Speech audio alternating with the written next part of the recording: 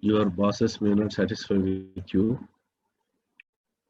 So in the last class, I told you what is the meaning of functional dependency.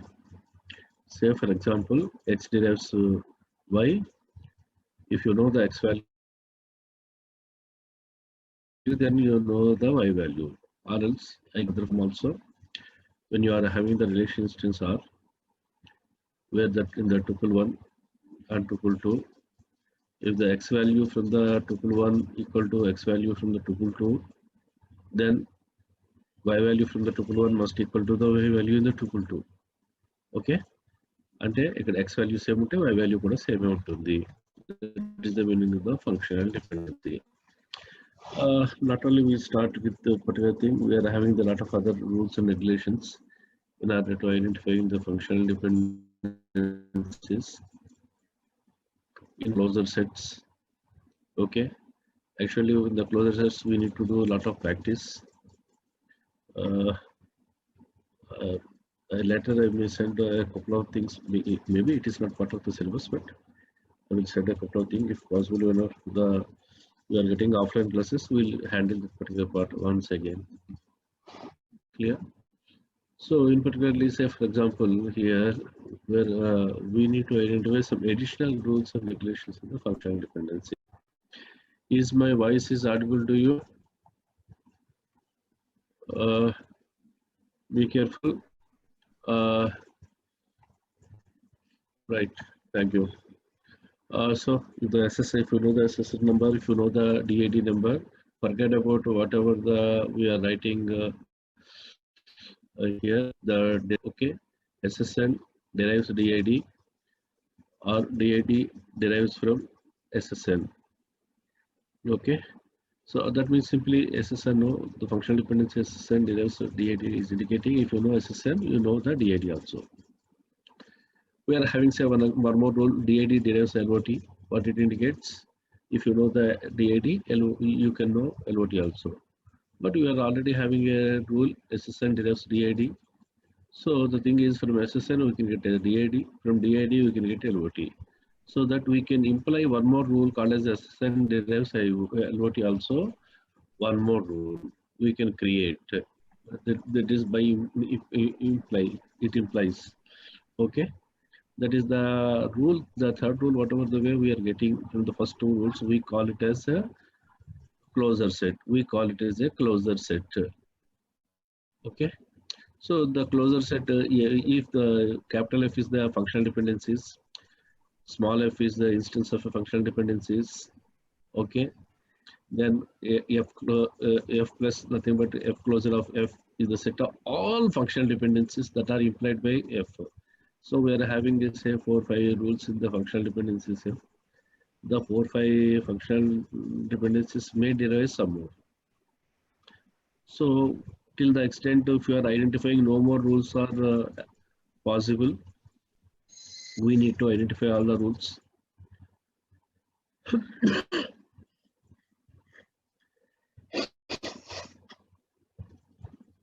All the rules we are calling it as a closure set of the functional dependencies.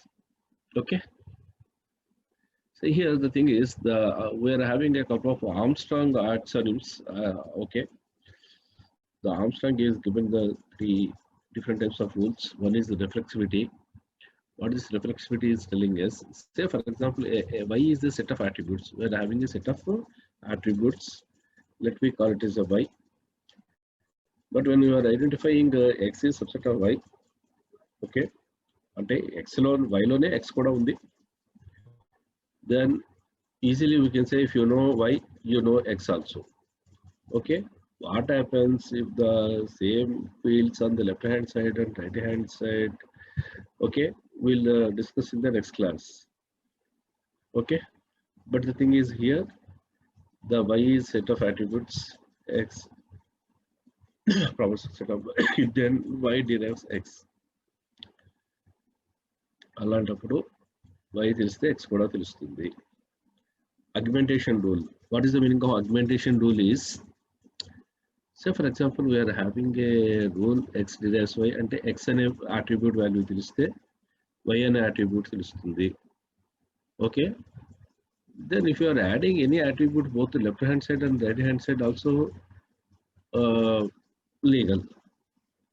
That means, say for example, we can add z both on left hand side and right hand side. If you know the combination of x and z, you can also get the y and z, because anyway z is available on the left hand side. This simply it comes under the right hand side also. But at the same time, when previously, as you know, x can be replaced by y. That means not replaced actually. If you know the x, you can know the y. Okay, for any z value. That is the meaning of augmentation. Augmentation అంటే ఏమిటి?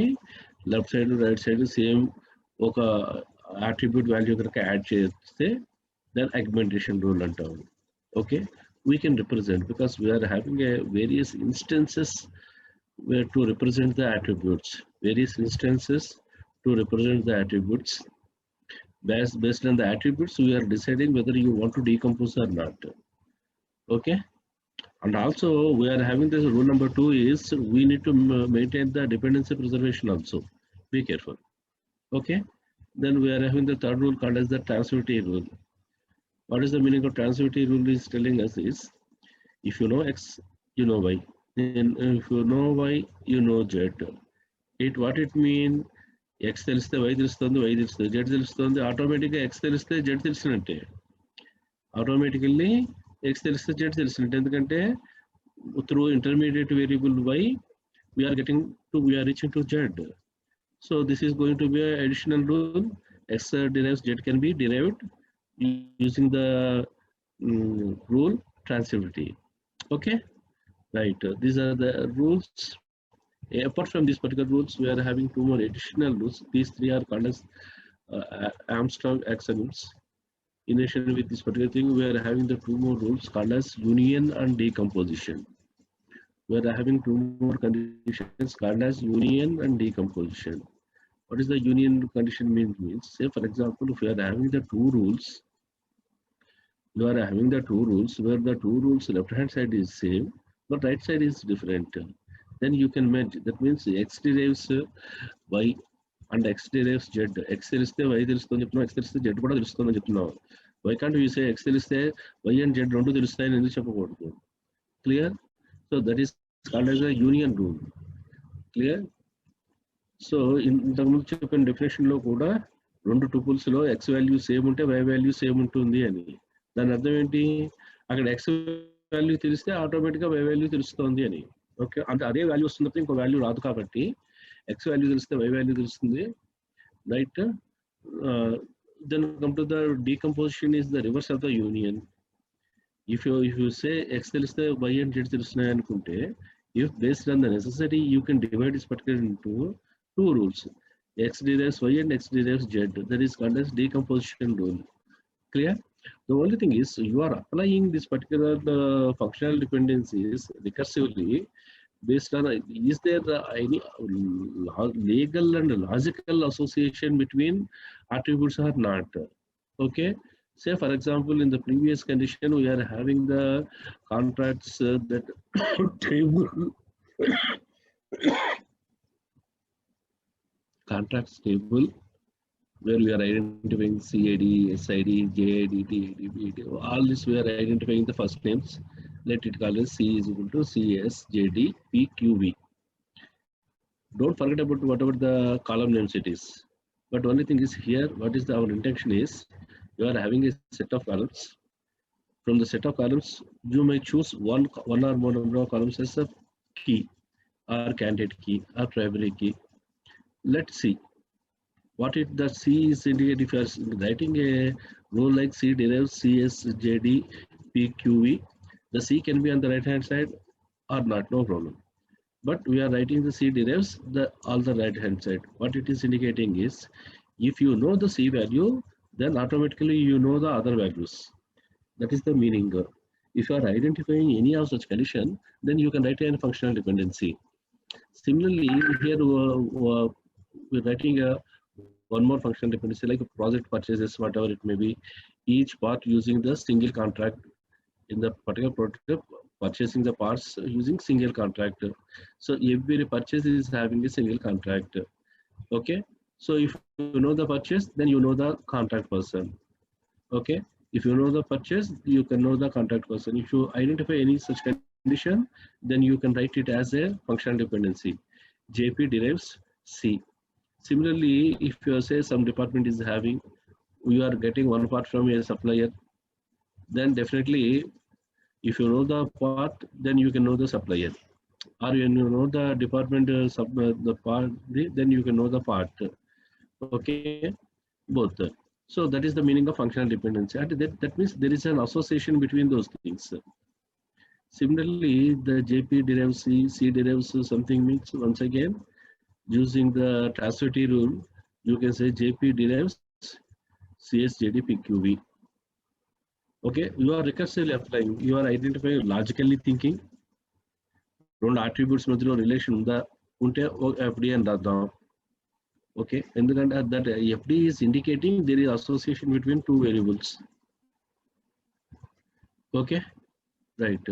So similarly in the last one, SDJ also derives JP, JP derives something.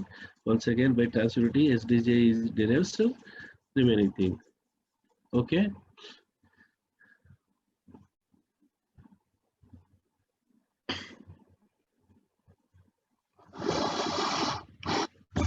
Next. So here the thing is, once again we will identify what is the meaning of functional dependencies. In particularly whenever we are calculating the closure set, you may have originally 4 or 5 functional dependencies, but by recursively applying the reflexivity, transitivity and transitivity rule, augmentation and union and decomposition rules, you may get more number of functional dependencies. The more number of functional dependencies becoming a F closure, the F closure may be little bit more costly. That means expensive. That means it takes more time. Okay, here expensive means it takes more time. Okay, so just if you want to check a functional dependency X derive Y or not in the closure set of the functional dependency, we need to use a set of algorithms. Using the algorithms,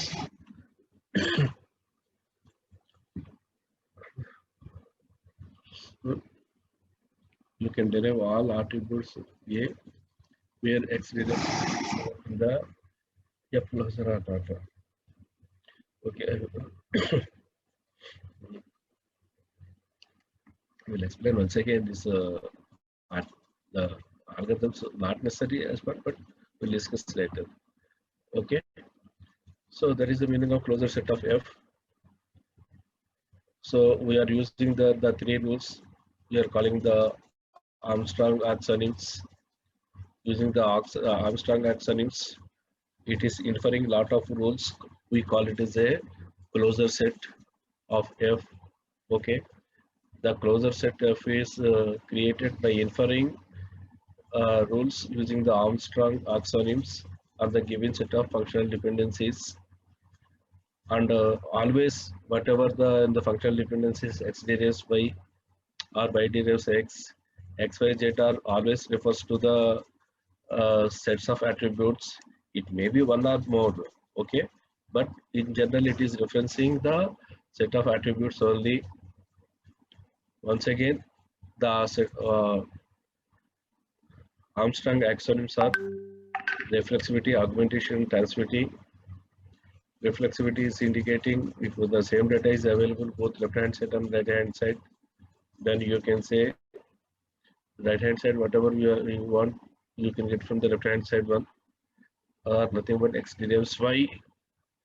Augmentation rule is telling us if you know X derives Y, you can add a set of attributes both on left hand side and right hand side, nothing but XZ derives YZ. Transitivity rule, X derives Y, Y derives Z, then you can say X derives Z. X నుంచి Y వస్తుంది, Y నుంచి Z వస్తుంది, Z X నుంచి Z కూడా వస్తుందని చెప్పొచ్చు. Okay, similarly the union and decomposition rules. Okay, these are the important for the examination point of view. If you are having any doubts, I will clarify later. Give me your attendance. Okay, you give your attendance.